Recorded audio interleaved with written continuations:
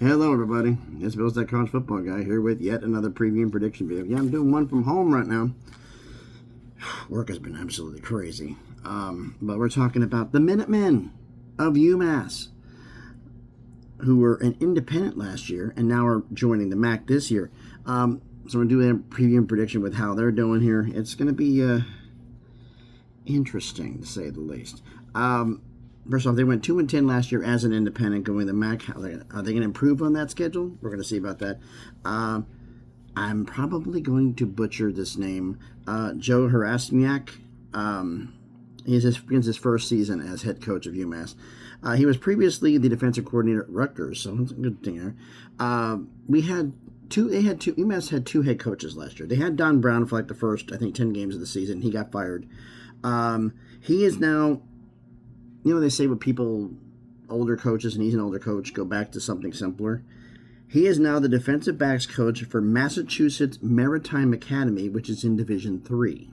He's a DB coach in D3 right now.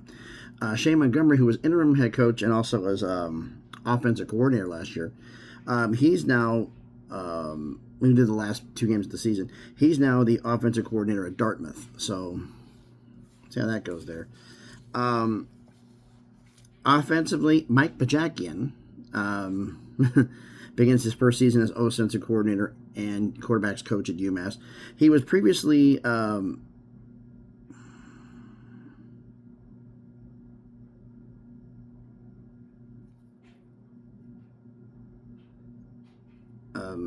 was for the last few games of the season. OC got fired. He was the interim OC and quarterback coach at Utah for the last few games. I'm not exactly sure how many was there. And I'm writing out the facts. So how that's going to translate, I do not know if we have play calling duties or not.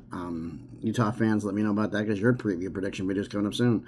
As I just mentioned about Shane Montgomery, he's now the OC at Dartmouth. UMass last year was 104th in total offense last season. Utah was 115th. But it's a new court. I don't know how that's going to go. I know who Mike Bajakian is. He's been around the block. He's not new to this. He should do a good job there. Defensive coordinator, we have Jared Keat.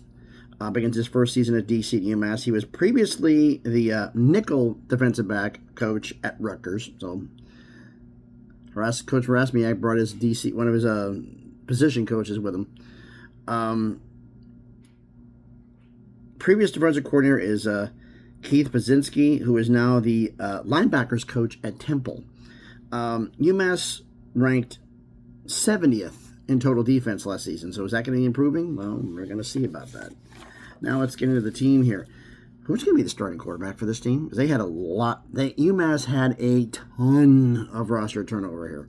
But there's some guys that are here, and honestly, in my opinion, I think the quarterback room is the best room in the offense. Okay, you got 4 guys here who I think got a legit shot at the starting job.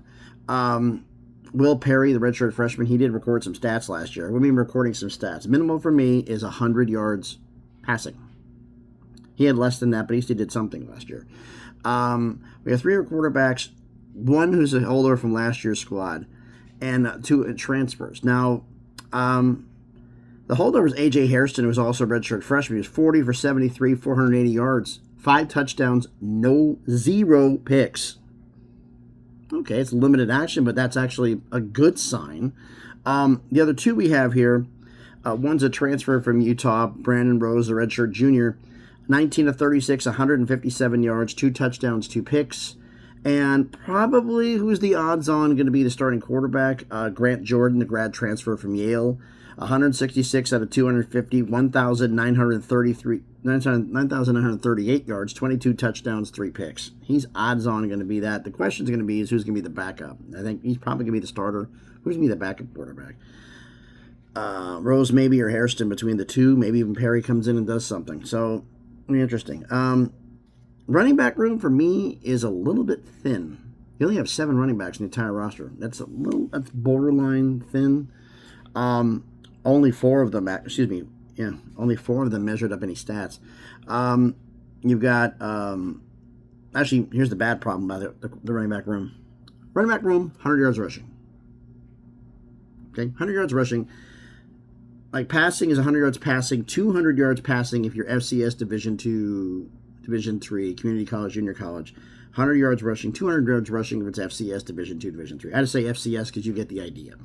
But anything other than FBS is 200. Nobody on this roster qualified. 2 FBS transfers, 2 holdovers. Nobody had 100 yards rushing last year. And there's 2 other players. You have a freshman and 2 other players who didn't record any stats at all. You have Demarion Alberia, I'm saying that, the redshirt freshman.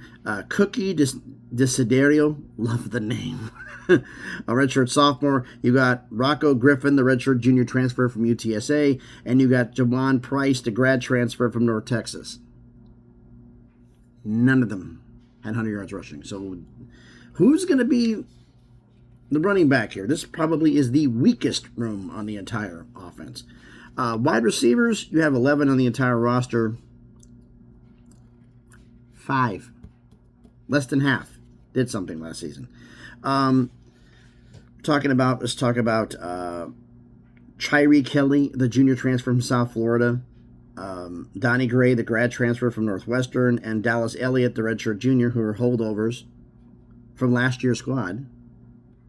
He's a holdover from last year's squad. Didn't get at least 10 receptions. 10 receptions for FBS, 20 for FCS and lower. The 2 that actually did have stats that qualified, T.Y. Harding, the redshirt junior, holdover from last year's squad. Both of these guys were actually holdovers from last year's squad. T.Y. Harding, the redshirt junior, 19 receptions, 334 yards, and 5 touchdowns. And you also have Jaquan Gibson, the redshirt junior, 23 receptions, 270 yards, and 1 touchdown. The wide receiver room, a little bit weak there. Tight end room, you had 8 tight ends on the roster, which is that tight end room's deep. Considering tight ends, that's pretty deep. That's pretty good. But only 3 managed to do something that was measurable here. Only 3 out of the entire tight end room. 2 of them didn't meet the 10 reception requirement, and that's Owen Anderson, the redshirt junior, and Alex Garassi, the senior transfer from Dartmouth. They didn't get the minimal stat requirements. And the only one who did was Max Dowland, the redshirt junior transfer from UT Martin, had 23 receptions, 278 yards, and 5 touchdowns. So if I had to make a guess, he's probably the odds-on pick for tight end number 1.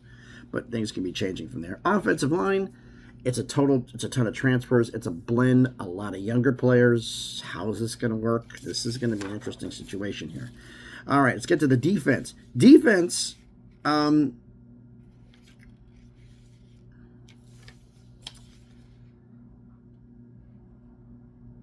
I was debating on this one, like who's going to be, it's like there's an actual battle here to see who's the best room.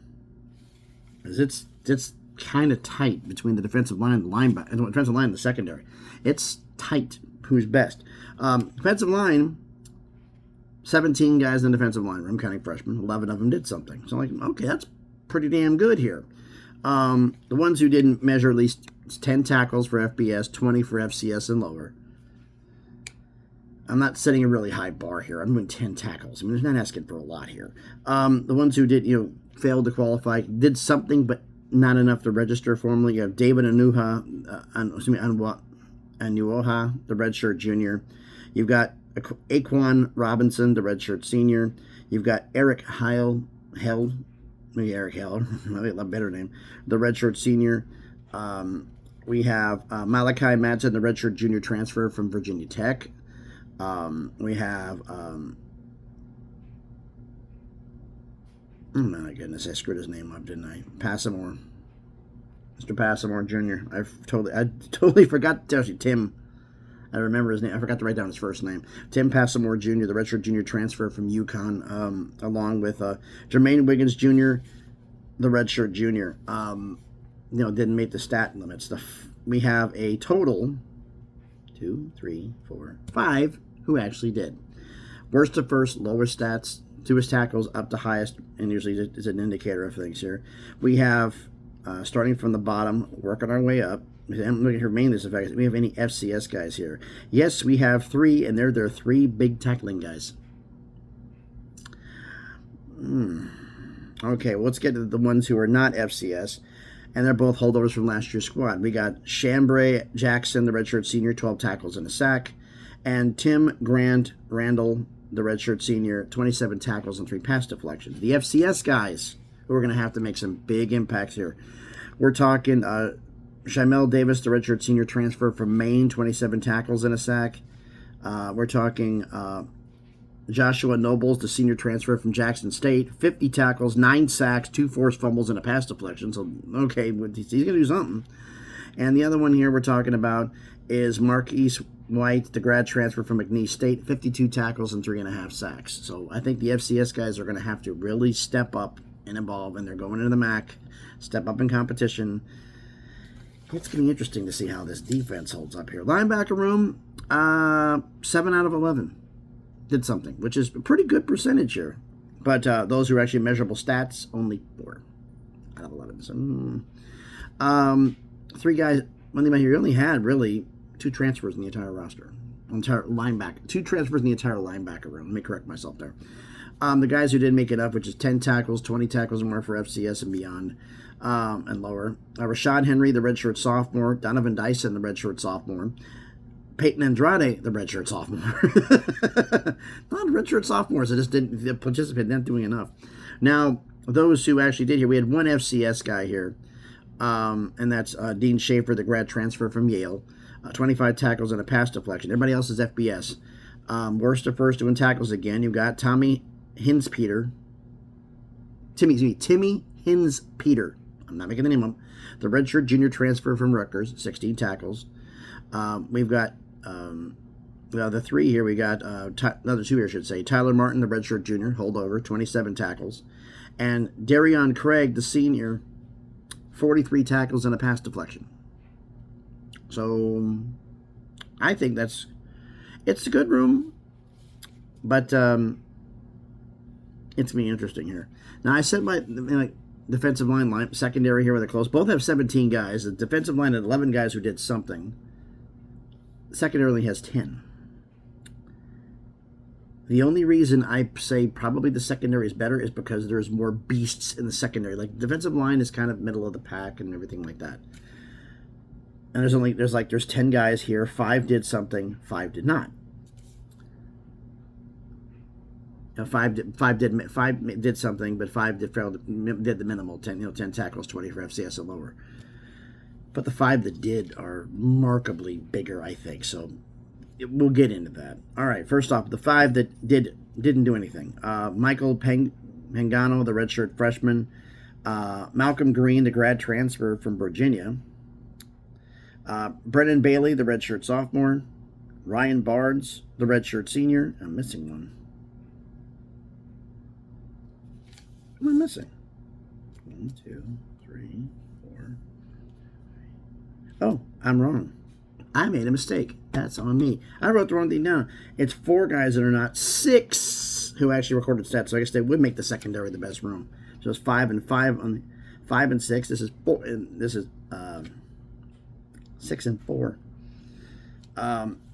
Secondary wise, we got a lot of FCS involved in this secondary, and I mean a lot.